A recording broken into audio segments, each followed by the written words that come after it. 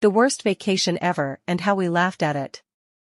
It was supposed to be the perfect family vacation, the kind that we would reminisce about for years to come.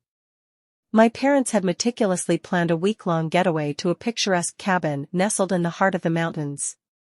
The brochure promised serene landscapes, cozy accommodations, and a variety of outdoor activities that would keep us entertained.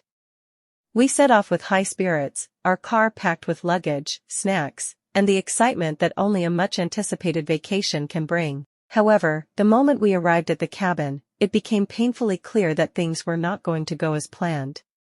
The quaint cabin we had envisioned was, in reality, a rundown shack that looked like it hadn't seen a renovation since the 1970s.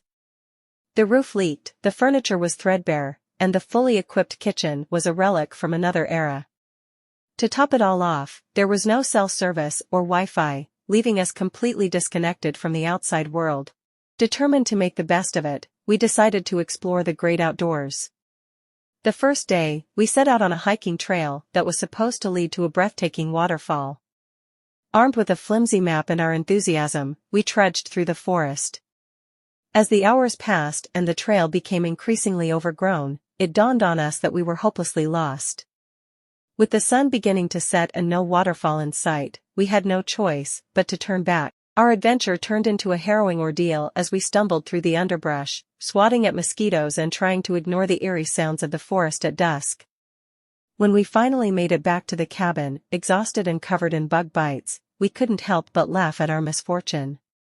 The situation was so absurd that it was impossible not to find humor in it. The following days were a comedy of errors. On our second day, we attempted a fishing trip at a nearby lake. The rusty rowboat we rented had a hole in it, and we spent more time bailing out water than catching fish. My brother managed to hook his own ear with a fishing line, and we all had a good laugh at his expense as he tried to free himself. The weather, which had been beautiful when we arrived, took a turn for the worse. A sudden storm rolled in, trapping us inside the cabin for the better part of 2 days. With no electricity and only a few board games to entertain us, we found ourselves bonding in ways we hadn't anticipated.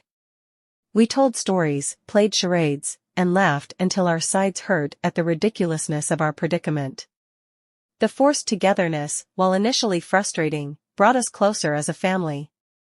By the end of the week, our vacation had turned into a series of unfortunate events that we couldn't help but find hilariously disastrous. We had endured a leaking roof, a misadventure in the woods, a botched fishing trip, and a storm that left us stranded. Yet, through it all, we found solace in our shared experience and the laughter that accompanied every mishap. As we packed up to leave the cabin, we realized that despite everything that had gone wrong, or perhaps because of it, we had created memories that would last a lifetime. The worst vacation ever had become a treasured family story, one that we would recount at gatherings and laugh about for years to come. It was a reminder that sometimes the best moments are the ones you least expect, and that laughter truly is the best way to weather any storm.